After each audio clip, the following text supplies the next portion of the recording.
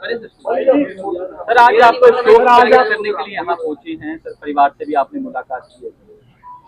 मैं अभी उनके वाइफ से भी, बेटियों से भी और उनके इन लॉज से भी, उनकी मदर से भी, उनसे मिल करके आया।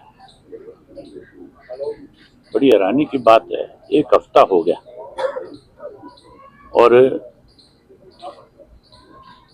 इस एक हफ्ते में सरकार जो है केवल लिपापोती करने में लगी हुई है। अब तक कितनी दफा करके उन्होंने आश्वासन दिया कि हम कार्रवाई करेंगे। मैंने मुख्यमंत्री का बयान पढ़ा था, मुख्यमंत्री कह रहा था कोई कितना भी बड़ा व्यक्ति होगा हम उसके खिलाफ सख्त कार्रवाई करेंगे। पिछले 10 साल से लगातार वो अपनी कठिनाइयां बता रहे थे सरकार, कौन कौन उनको परेशान कर रहा था, किस तरीके से कर रहा था, तो सारी बातें सरकार के सामने रखी। अगर सरकार की नीयत ठीक होती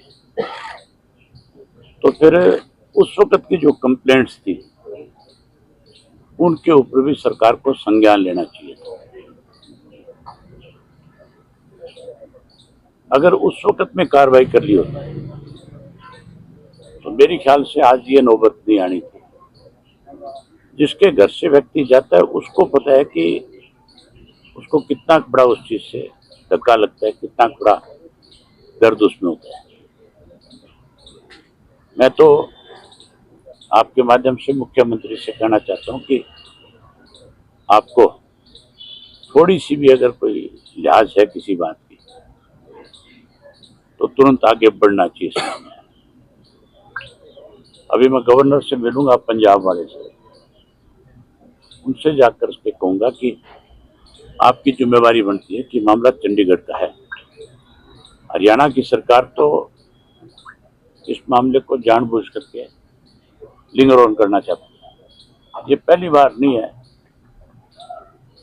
हरियाणा अनेक बार इस तरह की चीजों से शर्मसार हुआ है और सत्ता में बैठे लोगों ने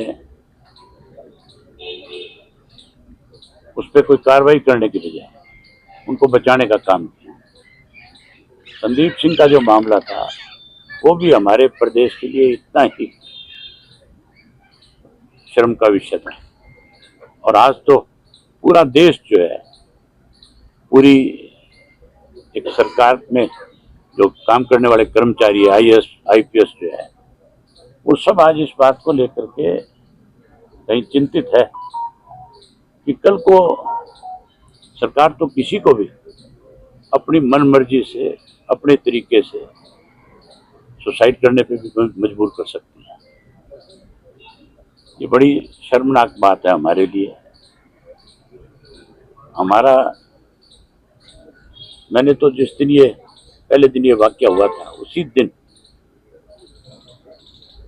इनके जो भाई एमएलए उनसे बात करी थी, क्योंकि वो हमारे नेबर साथ लगती हुई डिस्ट्रिक्ट से एमएलए हैं, और उनको कहा था भी हम आपके साथ हैं पूर्ण रूप से।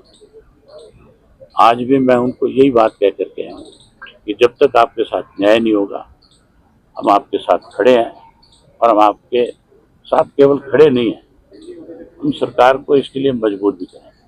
अभय जी, परिवार का ये कहना है कि डीजीपी जो है उसकी गिरफ्तारी हो, एसपी की गिरफ्तारी हो, लेकिन एक पहलू ये आ रहा है कि डीजीपी स्तर पे बैठे हुए व्यक्ति हैं, तो पहले जांच होगी, उसके बाद जो है पहलुओं तक पहुंचा जाएगा और उनकी कोई डायरेक्ट इन्वॉल्वमेंट भी नहीं, क्योंकि मामला जो लास्ट में जो मामला है वो रोहतक पुलिस से जुड़ा हुआ है। अगर यही बात एक आम साधारण आदमी की होती तो अब तक पूरे परिवार को उठा करके जेल में बंद कर देते। डीजीपी जो है वो एक संवैधानिक पद पे बैठा हुआ व्यक्ति है, वो भी एक आम आदमी है। अगर उसके खिलाफ एफआईआर लॉन्च होती है तो फिर उसको गिरफ्तार भी किया जा सकता है। सुसाइड नोट में साफ लिखा हुआ है कि मैं किसकी वजह से सुसाइड कर रहा हूँ। ठीक है सर, थैंक यू।